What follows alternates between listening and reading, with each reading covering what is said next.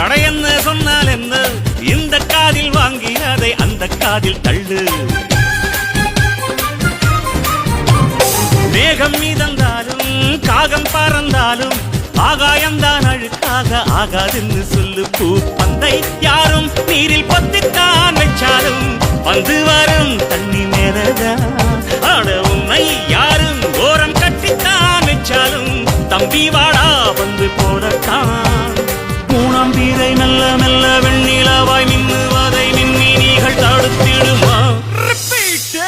சக்தி எல்லாம் ஒன்று சேர்ந்தாலே